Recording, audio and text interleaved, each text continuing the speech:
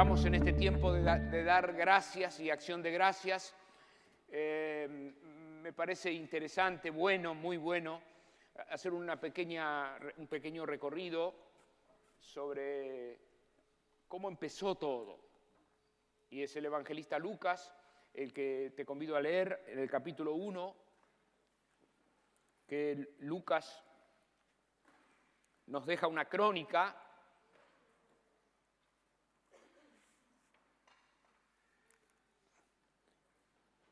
de que luego de 400 años de silencio, desde que Malaquías terminó su profecía, comenzó el pueblo de Dios, ya estaba desalentado y también aferrado a las costumbres y a la historia que los padres le habían delegado padre a padre, pero hacía 400 años que Dios se había callado, su voz no se escuchaba nada. Tiempo suficiente como para que los padres que escucharon a Malaquías hablar por última vez ya estuvieran en la eternidad y los hijos hubiesen vivido de lo que los padres le contaron y los nietos hubiesen vivido de lo que los abuelos le contaron, y ya 400 años es tiempo suficiente como para que ya no había registro, no había persona viva que pueda decir yo estuve presente cuando Dios habló a través de sus profetas. De modo que en ese clima de silencio es donde nacen los fariseos, que son ellos los que se atribuyen el derecho a custodiar el cumplimiento de la ley, y durante estos 400 años de silencio nacen los saduceos y otros grupos que están citados en el Nuevo Testamento cuando el Señor Jesús está andando en la vida diaria. La vida de la fe, la vida de la comunión con Dios fue languideciendo en la experiencia cotidiana de la gente y se fue quedando muy aferrada a las costumbres. De modo que las costumbres y las formas pasaron a ser muy importantes, como si fuera el pasamano de la escalera y los peldaños de la escalera. Quedó a la vista solamente las costumbres y quedó a la vista como todo pasamano el recuerdo de que, bueno, que toca una fiesta y hagamos la fiesta. Yo no sé muy bien para qué es la fiesta, pero mi abuela la hacía y la torta frita y el cómo era, y yo no sé bien el contenido de la fiesta, pero hagámosla porque nuestros mayores la hacían y Dios quiere que así se hagan. Y todo el contenido de la fe había caído como si hubiera sido que un colador se llevó el líquido de la esencia de la fe, lo jugoso de la fe derivó en lo pedregoso de la costumbre. Y si nosotros leemos cómo los fariseos evaluaban la conducta de la gente, nos encontramos en el Evangelio que ellos les importaban mucho las apariencias. Y no le importaba mucho que la gente efectivamente orara, pero sí le importaba que la gente se demudara el rostro con un tizne que se ponía negro para probar que habían estado haciendo ayunos. Y no le importaba mucho por qué razón daban una ofrenda, sino más bien les importaba ser vistos por los hombres. El Señor Jesús se opuso a eso diciéndole: no hagan como los escribas y los fariseos hipócritas, que les gusta pararse en las plazas para ser vistos por los hombres y hacer sus grandes oraciones. No hagan. Ustedes vayan a la pieza y oren a su Padre que los ve en secreto, y su Padre que los ve en secreto, Él se va a ocupar de recompensarlos en público. Y bueno, y así, especialmente en el Sermón del Monte, el Señor Jesús presenta varios contrapuntos, al menos 6, 8, y hay alguno que puede encontrar hasta 10 contrapuntos. ¿Vieron que no hagan esto? No hagan así. Lo cierto es que en ese clima de oscuro y de religión seca, de religión árida, áspera, de vida religiosa sin jugo, sin gozo, es que Lucas nos deja el registro de la llegada de Juan el Bautista. Juan el Bautista. Se le llama el Bautista porque fue quien bautizaba en agua. Bautizaba en agua porque para la costumbre de la historia, el agua era la forma de purificar al viajante que llegaba al templo.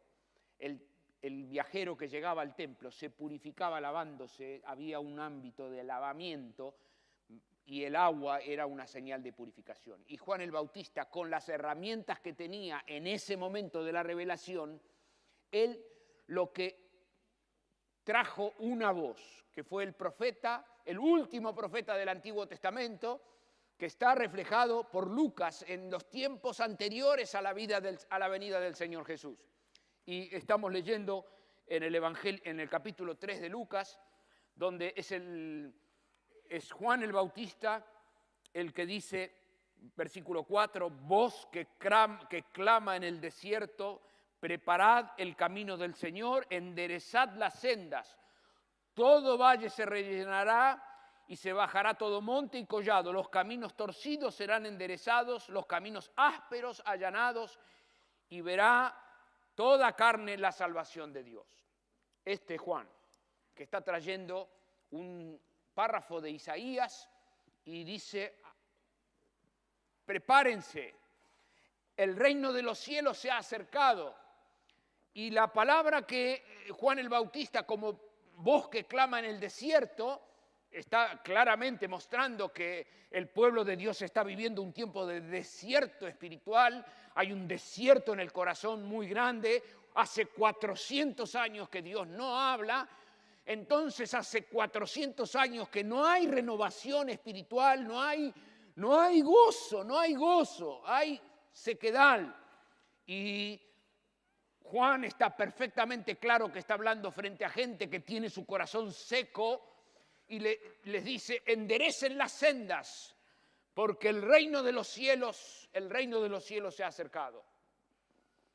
Juan es el que bautiza en agua y él es el que hace esa declaración tan extraordinaria que dice, detrás de mí viene alguien que es mayor que yo, del cual yo no soy digno de desatarle el calzado de la sandalia. Hay alguien que viene detrás de mí que es mucho mayor que yo.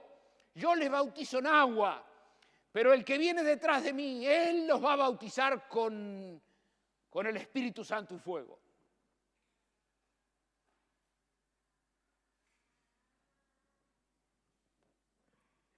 Arrepentidos. Ahí está, arrepentidos. El reino de los cielos se ha acercado. Hay un llamado a cambiar la mente y hay un llamado a cambiar consecuentemente la actitud. Es un llamado a cambiar la mente, pero no solamente cambiar diciendo Dios tiene razón, yo estoy viviendo como si Dios no estuviera, me estoy mandando como si Dios no estuviera. No es solamente cambiar, sí, Él tiene razón, sino que además de cambiar la mente, hace falta ponerla en marcha, cambiar la actitud. Es decir, me pongo en marcha. Y volviendo en sí, dijo el hijo pródigo, ¿cuántos jornaleros cambió la mente? ¿Cuántos jornaleros en la casa de mi padre cambió la mente? Pero, ¿qué estoy haciendo yo acá? ¿Cuántos jornaleros en la casa de mi padre tienen abundancia de pan y yo aquí perezco de hambre? Cambió la mente. Iba hacia una dirección, valorándola como buena y defendiéndola, hasta que llegó un punto que dijo, no, esto no, yo estoy equivocado. ¿Cuántos jornaleros en la casa de mi padre están mucho mejor que yo? ¿Qué hago acá? Cambió la mente. ¿Y qué más cambió? Cambió la actitud. ¿Qué dijo? Yo acá no me quedo más, me levantaré, iré a mi padre, le diré, yo me pongo en marcha. Hay un cambio de mente y un consecuente cambio de actitud. Es un cambio de mente y un cambio de actitud alimentado o iluminado por ese cambio de mente. Es un cambio de mente con un consecuente cambio de actitud. Bueno, esta mañana me gustaría que vayamos juntos al capítulo 19 de Lucas. Es este mismo evangelista que nos muestra la historia de alguien que está en el medio de este desierto.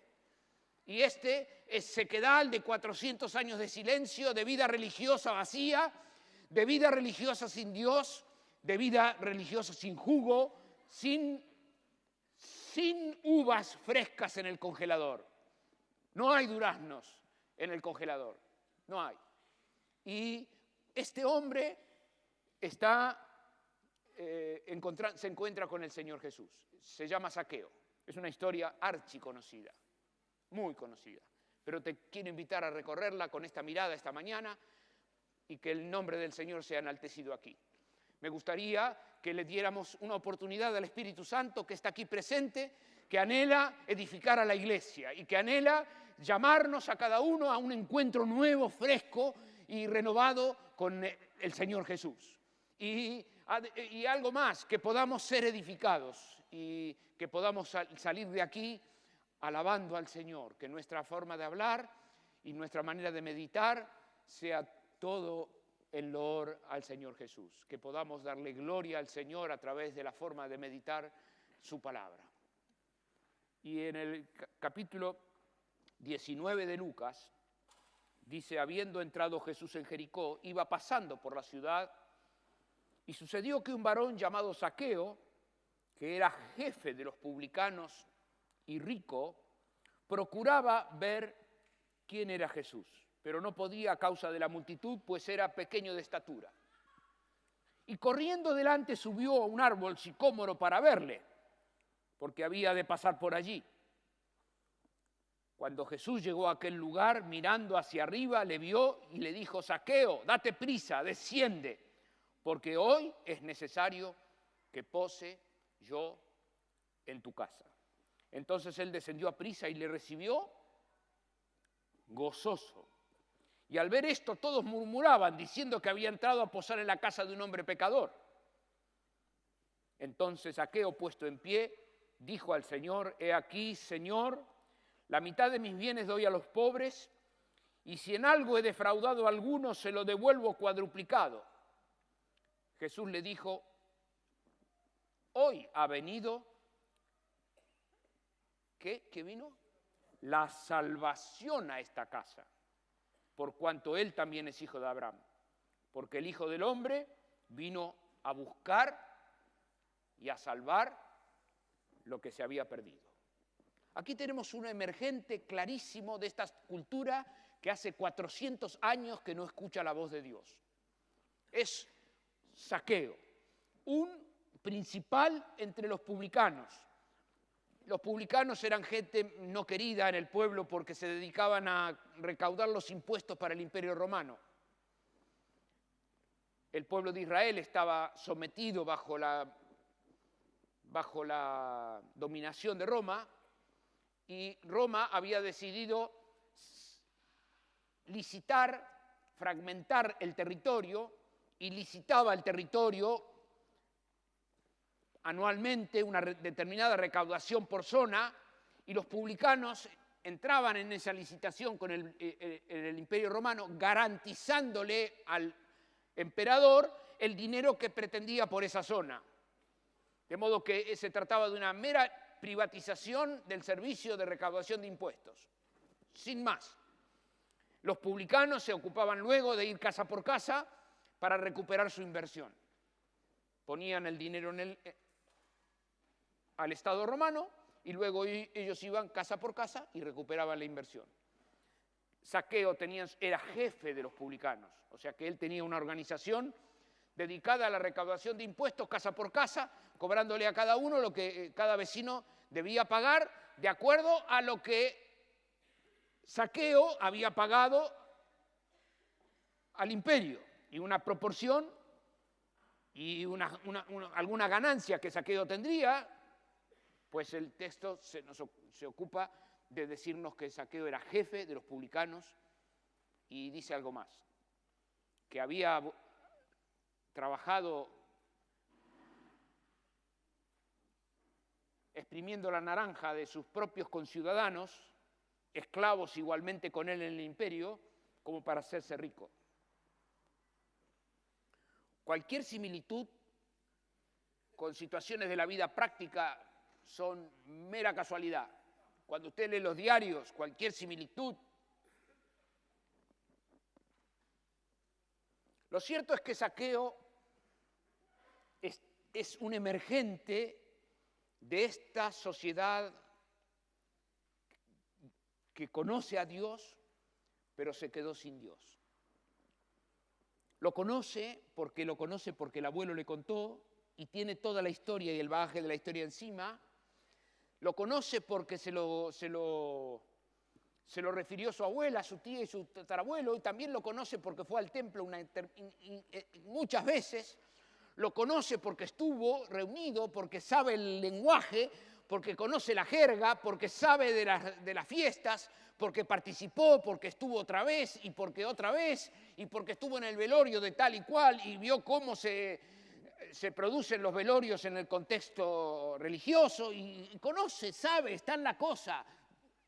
Pero adentro, Zaqueo había desarrollado una sequedad interior. Era un pobre, era tan pobre él con sí mismo, adentro de sí era un hombre tan pobre que podía convivir una doble vida,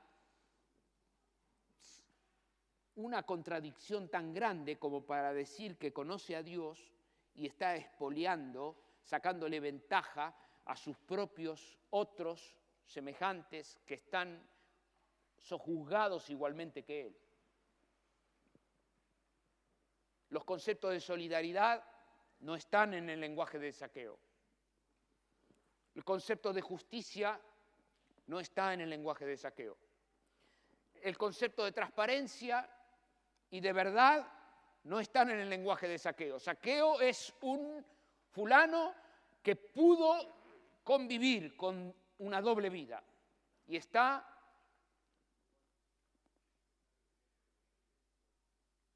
este pueblo de labios te honra, pero su corazón está lejos de mí. Cabe perfectamente en la descripción. Este pueblo de labios te honra, pero su corazón está lejos de ti. No va que la curiosidad lo puede a Zaqueo, acostumbrado a hablar con gente, saber de la gente. Por publicano estaba en contacto con la vecina cual sabía cuando se enfermó, que se le murió el marido, que no va a poder pagar, que va a pagar la semana que viene. El registro que él tenía de los vecinos era que le nació un hijo, que se le murió el sostén de la casa, que se atrasó con el impuesto, que va a venir la semana que viene. La ficha técnica que los publicanos tenían acerca de la gente era igual que un comerciante conoce a los clientes a los cuales le da crédito.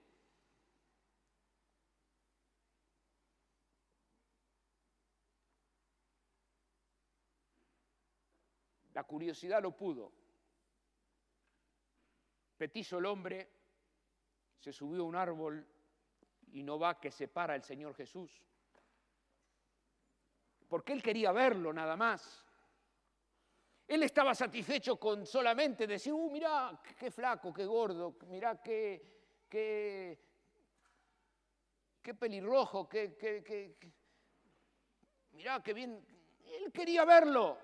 Él quería simplemente estar en el contexto, en la forma, el poder ir a la casa y decir, hoy lo vi a Jesús. Ese que yo estuve ahí, me subí a un árbol y lo vi. Pero que se paró y detuvo la caravana justo ahí. Él estaba lo más cómodo arriba del árbol. Dijo, qué bueno esto, me da un minuto para sacarle una selfie. Pero no. Que se dio vuelta, que lo miró. Cuando pasó eso ya transpiraba, y no va que le llama por nombre, le dice Zaqueo. ¿Quién le dijo que me llamo Zaqueo? ¿Cómo se enteró? ¿Cómo supo? ¿Quién fue la chusma que le tuvo que decir que yo estoy acá? Si yo estoy acá escondido arriba del árbol, vine solo para saciar mi curiosidad. Yo soy un curioso, soy un simple curioso. Zaqueo, desciende. ¿Qué? ¿No sabe quién soy yo? Yo soy un multimillonario, rico. Desciende, que esta noche voy a ir a posar en tu casa. ¿Qué? ¿A mi casa? ¿Usted sabe lo que es abrir mi casa? Mi casa no entra nadie.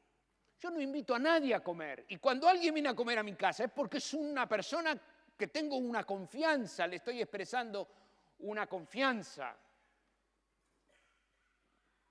Sin embargo, el relato de la Escritura de Lucas se ocupa de decirnos que Zaqueo se bajó del árbol gozoso. Se bajó diciendo, ¡bah!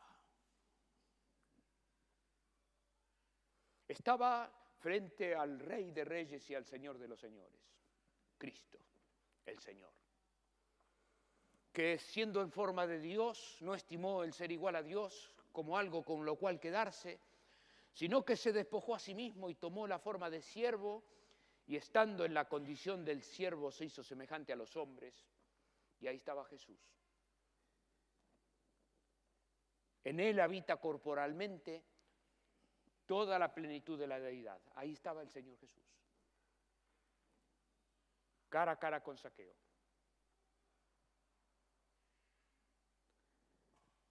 Si nos podemos ubicar en el contexto, nos vamos a encontrar que el pueblo está seco porque tiene a un Dios lejano.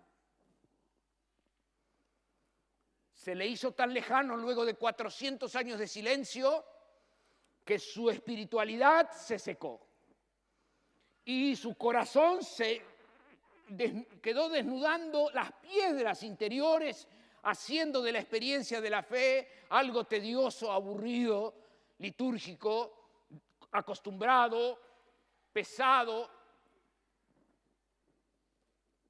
hipócrita.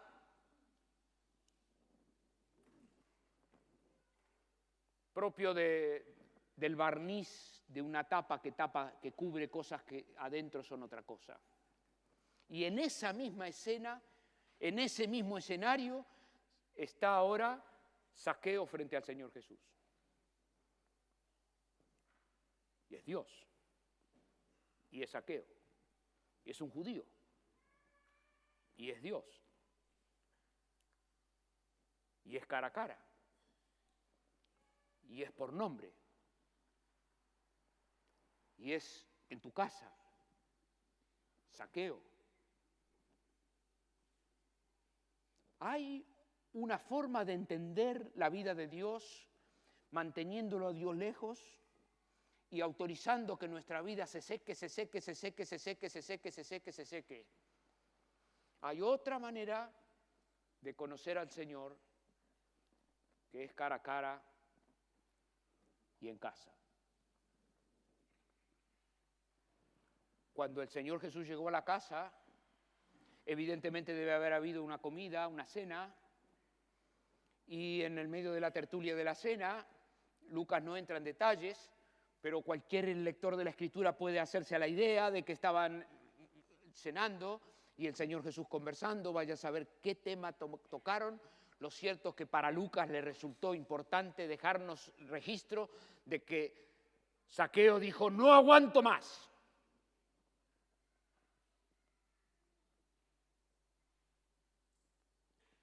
Un cambio de mente y un consecuente cambio de actitud. La mitad de mis bienes voy a dar a los pobres. Y si en algo he defraudado, lo devuelvo cuadruplicado. Zaqueo explicó qué es arrepentirse en una forma, en el tiempo de las acciones. No hay detalle de qué le dijo el Señor. Lo que hay detalle, sí, es cuánto tiempo soportó la pompa del rico Zaqueo delante de la majestad del Señor Jesús. ¿Cuánto tiempo aguantó la pompa de Zaqueo delante de la majestad del Señor Jesús? La mitad de mis bienes doy a los pobres. No puedo aguantar la forma que su presencia, que su palabra ilumina mi conciencia. La iluminación que Jesús produce en mi conciencia es de tal volumen que yo no puedo quedarme acá, quieto, impávido, el reino de los cielos se ha acercado. Debo actuar. La mitad de mis bienes doy a los pobres. Quiero que nos ayudemos unos a otros esta mañana a encontrar en este texto que el Señor Jesús no afectó las periferias de la vida de Zaqueo. No es que la suegra de Zaqueo estaba enferma y el Señor Jesús la levantó. No es que el negocio de Zaqueo estaba bien o mal y el Señor Jesús lo enderezó. El Señor Jesús transformó la esencia de la vida de Zaqueo. Fue al núcleo esencial de la vida de Zaqueo. Movió su voluntad como para que Zaqueo eligiera esa mañana mostrar frutos de arrepentimiento, como para decir, acá es hasta aquí, es hasta hoy y es después de hoy. Aquí hay una raya que ocurre ahora. No es que voy a empezar a cambiar, que voy a ver qué hago, que me doy cuenta que algo en mí no anda bien, que no me siento muy bien. No es eso. Es un cambio de mente y un consecuente cambio de actitud. Bueno, a mí siempre me gustó jugar con el texto de la Escritura dentro de los límites que nos deja la palabra, pero me interesa mucho conocer qué le dijo la mujer de Zaqueo cuando Zaqueo le dijo que iba a darle la mitad de los bienes a los pobres. Me gusta averiguar en mi imaginación cómo fue la reunión de la familia, donde Zaqueo reunió a su esposa y le dijo, mami, nosotros vamos a tenemos 3 autos, pero vamos a tener 2, porque el otro lo voy a vender porque he tomado una decisión. Y la casa de fin de semana y los lotes aquellos la mitad de mis bienes doy a los pobres. Y a la familia que le cobré impuestos de más, que me abusé de la familia aquella y la otra, le voy a devolver. Me gustaría invitarte a contemplar la cara de la esposa de Zaqueo cuando Zaqueo comenzó a contarle cuán grandes cosas el Señor había hecho con él. Yo quiero invitarte a averiguar qué haría Zaqueo el domingo próximo aquí dando gracias. Eso es lo que quiero invitarte a hacer. ¿Qué haría Zaqueo en el pueblo de Dios cuando tiene que relatar qué le pasó? ¿Qué le pasó? Yo, de mero curioso, me subí a un sicómoro. Fui ahí y resulta que me costó subirme. Me trepé y me acomodé en el anclaje de 2 ramas. Ahí, si hubiera tenido un mate, estaría tomando mate. Estaba ahí aburrido esperando y en el momento vino la turba. Yo estaba ahí. No estaba haciendo nada. Y cuando vino se paró delante mío. Y me miró. Hubiera podido mirar para otro lado. Se la agarró conmigo. Pero resulta que me llamó por nombre. Y cuando me llamó por nombre me destrozó. Porque sabía quién era. Y me dijo que quería venir a vivir a casa. Que quería venir a morar a casa. No pude decirle que no. Me bajé del árbol. Y cuando me bajé del árbol ya algo había pasado en mí, ya no pude más. Abrí la puerta de la casa, le preparé, traje y armamos una reunión. Y mientras que iba pasando,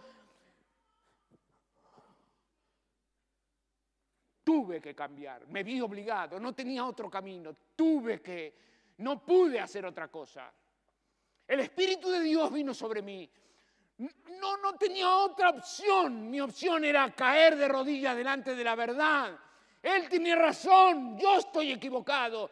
Él tiene razón, yo estoy haciendo tesoros en esta tierra. Él mira las cosas de otra manera y esa es su forma donde yo voy a ser feliz. Estoy harto de vivir años de sequedales, años religiosos, años que conocen de las fiestas religiosas, pero no tienen jugo. No hay uvas frescas en el congelador. No hay duraznos ricos. No, es vacío, tedioso, costumbrista. Solo tú tienes palabras de vida eterna. Solo tú tienes ¿A quién iremos, Jesús? Solo tú tienes palabras de vida eterna. Quería invitarte a pensar un momentito en la hija adolescente de Zaqueo. Tiene 14 y el hijo tiene 13. Y el papá Zaqueo le dijo a la señora: mami, vamos a tener que hacer una reunión con los chicos, porque el presupuesto de la casa va a cambiar. Y hay cosas que ellos están acostumbrados a tener como derecho propio que se acabaron porque el papá cambió. Y el papá tuvo un cambio de mente y un consecuente cambio de actitud. Y quería invitarte a pensar en esa mesa echada al piso, sin patas, los hijos reunidos, sentados en el suelo, y el papi diciéndoles: hijos, vino Jesús, y se sentó en esta casa.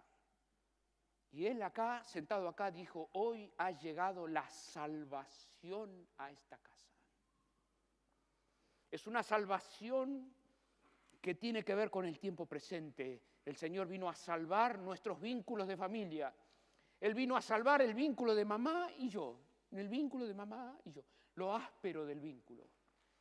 Ese vínculo que perdió ternura, el vínculo que perdió la belleza del amor. Hoy ha venido la salvación a esta casa. Un matrimonio que se acostumbró a convivir, pero perdió la belleza de la ternura. Hoy ha venido la salvación a esta casa. Hija, quiero decirte que el papi hasta aquí pensó que lo económico, lo material, sería lo que te haría feliz.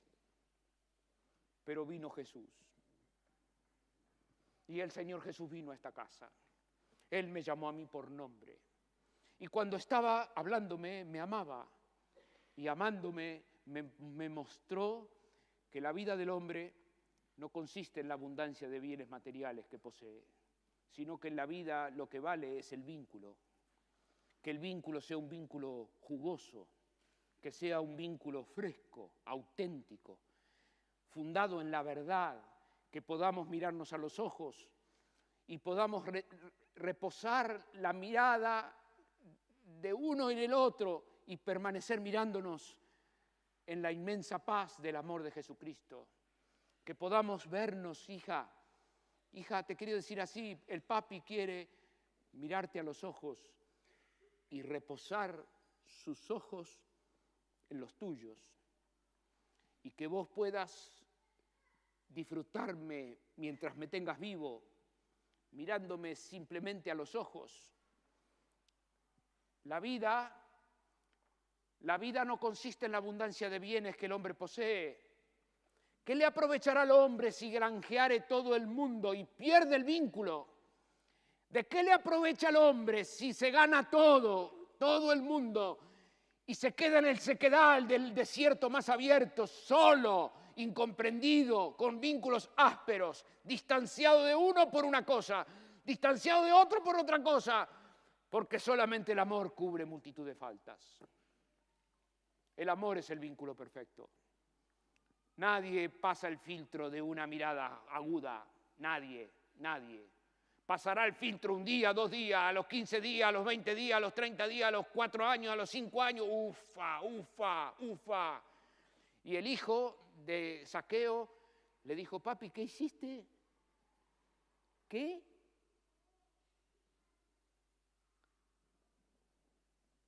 Hijo, es que no se puede servir a 2 señores, porque se ama a uno, se menosprecia al otro. Y cuando se ama a uno, no se puede servir a 2 señores. Y yo y la mami vamos a servir al Señor. Vamos a volver al río de agua viva que es Jesucristo. Vamos a volver a la fuente de la vida, a vivir una vida auténtica, abundante, una vida fresca, sana, una vida saludable, que tiene los altos y bajos propios de la naturaleza humana, pero en la vitalidad de un vínculo sano, de un vínculo sano, estable. Bueno, sin duda que el Señor Jesús se fue de la casa de Zaqueo y el relato de la Escritura no nos cuenta qué hizo Zaqueo con su fe. No tenemos registro de Zaqueo para decir si Zaqueo permaneció, perduró, no. La Escritura se ocupa de ofrecernos el impacto que le produjo la persona de Jesús en la vida, para dónde impactó. Si hacemos una comparación, nos vamos a encontrar con que en Pentecostés, cuando vino el Espíritu Santo, al pueblo de Dios le ocurrió lo mismo que a Zaqueo. Y hay mucho que le ocurrió a Zaqueo que pasa otra vez en Pentecostés el día que llegó el Espíritu Santo. Porque dice la palabra que los hermanos y las hermanas se desposeían de sus bienes con tal de responder a lo que estaban viviendo. Que la llegada de la presencia del Espíritu del Señor a morar en ellos, que la transformación de su cuerpo en el templo del Espíritu Santo trajo consigo una actitud de desposeimiento. Ya nadie decía de ser suyo propio sus bienes, sino que hubo una quiebra del egoísmo. Se quebró el egoísmo. Se dio frente a la majestad de la presencia de Dios. Y si usted revisa, se va a encontrar con cuando el Señor Jesús nos invita a seguirle. Él nos dice, si alguno quiere seguir en pos de mí, niegue su egoísmo, quiébrelo a mis pies. Bueno, esta semana estamos en tiempos de acción de gracias y estamos en acción de gracias personales. Pues, querido mío, usted encuentre muchas razones para darle gracias a Dios, pero yo, en el nombre de Jesús, le convido esta mañana a buscar dónde el Señor Jesús quebrantó su egoísmo, dónde el Señor Jesús rompió su orgullo, dónde el Señor Jesús quebró su rebelión contra su palabra. Y en esas cosas ponga foco y dele gloria a Dios, porque no hay quien haga eso. Gente austera hay en el mundo, gente benefactora hay en el mundo, y hay más benefactores que muchos de nosotros, pero personas que han sido quebrantadas en su egoísmo, en su orgullo, en su rebelión, eso lo hace el poder de Dios. Solo el poder de Dios puede cambiar nuestro ser. Solo el poder de Dios toca las coyunturas de nuestra manera de pensar y provoca un cambio de mente tal como para que ya no viva yo, sino que ahora viva Cristo en mí. Ya no está el Señor Jesús afuera de Zaqueo, sino que en el Nuevo Testamento, tras la obra cumplida por el Señor Jesús en la cruz, la palabra del Señor nos dice que la sangre de Jesucristo nos limpia de todos nuestros pecados y el Espíritu Santo viene a transformar nuestra vida en un templo donde mora Dios. Ya no está el Señor Jesús hablando al pie del sicómoro con Zaqueo, sino que en este momento de la historia de la redención, el Espíritu del Señor mora en nosotros, Cristo en nosotros. Esa es la esperanza de ver gloria. Y la gloria más grande que vos podés encontrar en mí es verme desposeído de mi egoísmo. Cuando vos me ves funcionando en actitudes cualquiera, desprendido, cuando otro te ve actuando manso, cuando otro te ve actuando con mansedumbre y templanza, la otra persona dice, esto no se lo explicó ningún psiquiatra, esto no es la pastillita, esto no es el psicólogo que lo convenció, esto no es que le va bien en los negocios, esto es el Espíritu Santo morando en su corazón. Y quiero terminar diciendo que el Señor Jesús no se quedó satisfecho con Zaqueo Y la historia de Zaqueo no quedó ahí, sino que la historia de Zaqueo fue a nuestros días, Cristo en nosotros. Y quiero terminar esta mañana diciéndote que el Señor Jesús no solamente vino a proveernos una salvación tan grande, mediante la cual nuestros pecados son lavados y nuestro cuerpo es el templo del Espíritu de Dios, sino que cuando el Señor estaba yéndose, hablando con el Padre en su oración sacerdotal de Juan 17, el Señor Jesús le dice al Padre del cielo una cosa espectacular, bellísima. Le dice: Padre, quiero que estos Zaqueos que me diste, quiero que donde yo estoy, ellos también estén conmigo, para que vean la gloria que me diste desde antes de la fundación del mundo y cómo me has amado. El Señor Jesús le dijo a sus discípulos: voy pues a preparar lugar para ustedes, y cuando me fuera y prepare lugar, los voy a volver a buscar, porque donde yo estoy, quiero que ustedes también estén. ¿Cómo? Pero todo comenzó con la historia de Zaqueo. El Señor Jesús se fue a vivir a la casa de Zaqueo, fue al lugar donde estaba Zaqueo. Y la obra de la redención transformó a ese Zaqueo en un templo del Espíritu Santo, apartado para Dios. Y ahora el Señor Jesús dice: ahora yo quiero que ese apartado para mí venga a vivir donde yo estoy. Ya no es que yo more en tu casa, sino que vos vas a morar en la mía. ¿Qué es el cielo? ¿Qué es el cielo? El cielo es donde mora el Señor. En este tramo de la vida diaria, Cristo mora en nosotros. Mañana a la mañana estaremos para siempre con el Señor. Quiero que donde yo estoy, ellos también estén, ¿cómo dice? Que ellos también estén conmigo, dijo Jesús. Y vos cuando lees las Escrituras podés decir: pero el Señor Jesús se acordaba del nombre de Zaqueo. Pero sin embargo en la oración de Juan 17 Jesús dice: yo quiero que cada uno de los que me diste estén conmigo. Yo no sé si en tu vida diaria pensaste que un día vas a estar con el Señor. ¿Qué hay delante? ¿Qué es el cielo? Cuando esta vida pase, ¿qué hay? Cuando esta vida pase hay un encuentro personal con Jesús, cara a cara. Cuando esta vida termine, hay un encuentro personal con Jesús, cara a cara. Aquel que leímos de Lucas se dio en el terreno de Zaqueo.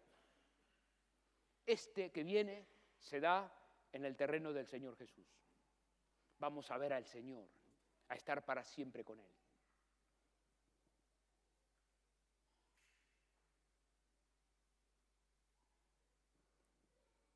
Y todo aquel que tiene esta esperanza en Él se purifica a sí mismo, así como el Señor es puro. Creo que hoy, si tuviéramos que hacer una reunión de familia y un papá decirle a sus hijos: hijo, el papi va a vivir una vida distinta a la que vino viviendo hasta aquí, porque Jesús ha llegado a esta casa, tiene muchas más razones que las que tenía Zaqueo. La revelación de la Escritura se ha completado lo suficiente como para cualquier caminante al cielo pueda hoy sentar a la familia y decirle: queridos, vamos por acá, porque este camino es un camino nuevo y vivo que nos lleva para estar para siempre con el Señor. Es estrecha la puerta y es angosto el camino, pero garanticemos que vamos por acá. La palabra del Evangelio nos dice: pujen por entrar. Pujen por entrar, porque se estrecha la puerta y es angosto el camino que lleva a la vida.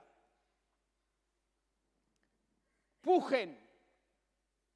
No se trata de vivir una vida sobrellevando o flotando o dejándola pasar, sino teniendo una intención, la intención de llegar al cielo. Quisiera convidarte esta mañana a pensar tu vínculo con el Señor.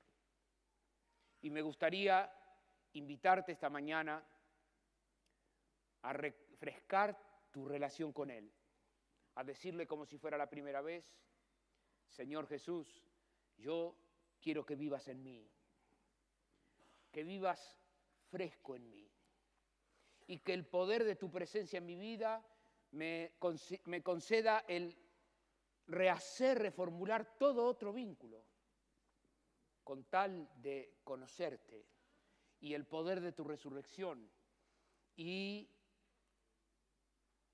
ponerme en la meta de verte cara a cara. Próximamente estaremos para siempre con el Señor. Y en tiempos de acción de gracias, te convido a que uses la semana para ser agradecida. Gozate en el Señor y en lo que Dios ya ha hecho para constituir su reino en tu vida y en lo que ha hecho en la casa. Y si tienes que hablar con los hijos y darles razones de tu fe y la esperanza a la cual el Señor te ha llamado, pues con toda paz. Si Zaqueo se atrevió, cuánto más aquellos que esperamos a Cristo otra vez en su próxima venida. ¿Querés inclinarte y concluir esta mañana?